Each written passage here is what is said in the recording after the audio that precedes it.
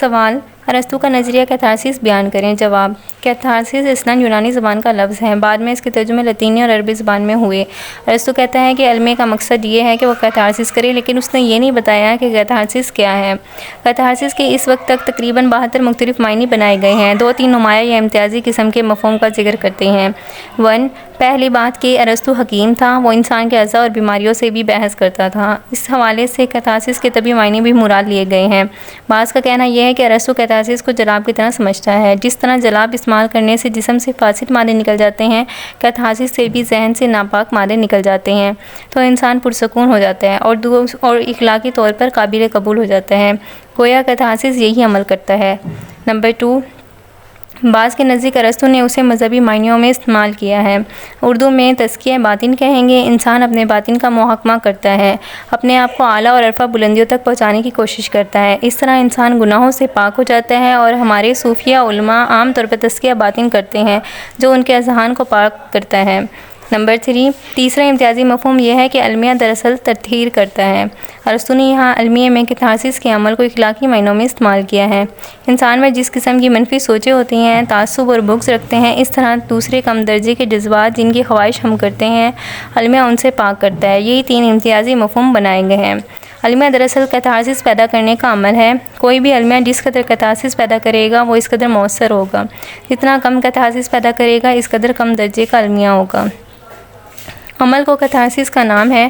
اس میں جو جذبات بیدار ہوتے ہیں، وہ انسان کی ذات سے باہر نکل جاتے ہیں۔ اس کے لیے وہ 2 قسم کے جذبات کا حوالہ دیتا ہے۔ ہم کسی پر رحم کھاتے ہیں یا دردمندی کے احساس سے گزرتے ہیں۔ ارسطو کہتا ہے کہ رحم کا جذبہ اس وقت پیدا ہوتا ہے جب کسی کردار کو مشکل میں پھنسا ہوا دیکھتے ہیں۔ رحم کا جذبہ اس وقت پیدا ہوتا ہے جب ہم خود کو بڑا اور دوسرے کو چھوٹا محسوس کرتے ہیں۔ رحم کھانے کا عمل اپنے سے باہر دیکھنے کا عمل ہے۔ المیہ اس قسم کے جذبات ہمارے اندر پیدا کرتا ہے۔ ایک اور نفسیاتی رد عمل ہے، اس نے فیئر، خوف یا دہشت کا نام دیا ہے۔ اس کا کہنا ہے کہ خوف یا دہشت کا جذبہ اس وقت پیدا ہوتا ہے جس سے کسی کردار کو مشکلات کا شکار دیکھ کر ہمیں یہ احساس ہو کہ ہم بھی ایسی مشکلات میں گر سکتے ہیں۔ ہم خود کو ان کرداروں کے برابر سمجھ رہے ہوتے ہیں اور خود کو ان مشکلات میں گھرا ہوا پاتے ہیں جن سے وہ دوچار ہوتے ہیں، کہ مشکلات کو اس طرح پیش کیا جائے کہ یہ دکھ، تکالیف اور مشکلات ہماری ہیں یا ہم ان سے دوچار ہو سکتے ہیں۔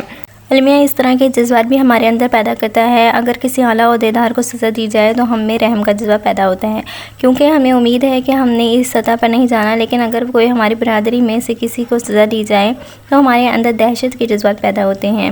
کیتھارسس ارسطو کے نزدیک ذہنی عمل ہے، نفسیاتی سرخوشی کی کیفیت ہے جو المیہ کو دیکھنے سے پیدا ہوتی ہے۔ ارسطو پہلا نقد ہے جو ادب کا نفسیات کے ساتھ رشتہ جوڑتا ہے۔ خوف اور دہشت کے جذبات پیدا کرنے کے لیے المیہ میں کون سے خصائص ہوں؟ المیہ کو کس طرح پیش کیا جائے کہ یہ نفسیاتی تاثر جاری رہے؟ تو المیہ پیدا نہیں ہوتا۔ اگر اجنبی لڑ رہے ہوں تو ہمیں بھی المیہ اپنا تاثر پیدا نہیں کر سکتا۔ رشتوں کے اعتبار سے اگر 2 کردار آپس میں لڑ رہے ہوں تو وہاں المیہ زیادہ مؤثر ہوتا ہے۔ دوست ہی ہماری زندگی کے قریب ہوتے ہیں کیونکہ ان کے ساتھ ہماری زندگی گزرتی ہے، اس لیے اگر دوست آپس میں لڑ رہے ہوں تو المیہ زیادہ مؤثر ہو جاتا ہے، کیونکہ ہم بھی وہ دوستوں اور رشتوں میں رہتے ہیں اور ہم سوچتے ہیں کہ ہماری رشتہ داریاں بھی غیر محفوظ ہو سکتی ہیں۔ جب ہم اس قسم کا اندیشہ محسوس کرتے ہیں تو خوف کی جھرجھری سے کانپ جاتے ہیں۔ المیہ یہاں نفسیاتی عمل پورا کرتا ہے، یعنی کیتھارسس کا عمل کرتا ہے۔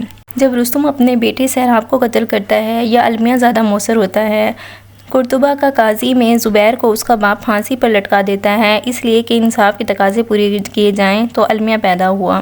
اگر اسے کوئی اور مارتا تو رحم کا جذبہ پیدا نہ ہوتا۔ اس کے باپ نے اسے پھانسی پر چڑھایا انصاف کے تقاضوں کی خاطر، تو یہاں المیہ بھی پورا انداز میں اثر انداز پذیر ہوا ہے۔ ارسطو کہتا ہے کہ جس طرح نیک اور شرافت کے سیارے لوگوں کو اسٹیج پر نہیں لانا چاہیے، اسی طرح شیطان صنف کرداروں کو بھی نہیں لانا چاہیے۔ افلاطون نے بھی یہی کہا تھا کہ ایسے کرداروں کو پیش نہیں کرنا چاہیے، کیونکہ ان کرداروں کو دیکھنے سے اچھا اثر نہیں پڑے گا۔ لیکن ایسے کرداروں کی وجہ سے ایسا نہیں ہوتا ہے، کیونکہ وہ برے ہیں، سزا کے مستحق ہیں اور انہیں سزا ملی۔ برے نے برا کام کیا اور اسے بری سزا ملی، اسے مکافات عمل کہتے ہیں۔ یہ صداقت پہلے سے موجود ہے کہ جیسا کرو گے ویسا بھرو گے۔ ارسطو کے لفظوں میں المیہ یہاں بھی ناکام ہو گیا اور کیتھارسس کا عمل نہیں ہوا۔ ایسے لوگ جو اسٹیٹس کے اعتبار سے ہم سے بدتر ہیں، راجے مہاراجے ہیں، لیکن وہ سیرت کے اعتبار سے بھی ہماری طرح ہیں، کبھی نیکی کرتے ہیں اور کبھی برائی۔ ہم لوگ جو اپنی سیرتوں کے اعتبار سے کمزور ہیں، اچھائی بھی کرتے ہیں اور برائی بھی، لیکن اس کے ساتھ ساتھ ہمارا ضمیر زندہ ہوتا ہے جو ہمارا احتساب کرتا ہے۔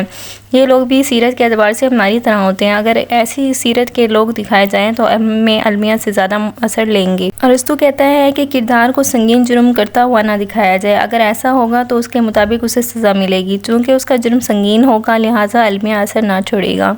عام لغزشیں ہوں، معمولی نوعیت کی غلطی سرزد ہو، لیکن سزا بہت زیادہ دی جائے، ایسی سزا جس کا وہ سزاوار نہیں تھا، تو رحم کے جذبات بھی اخذ کریں گی۔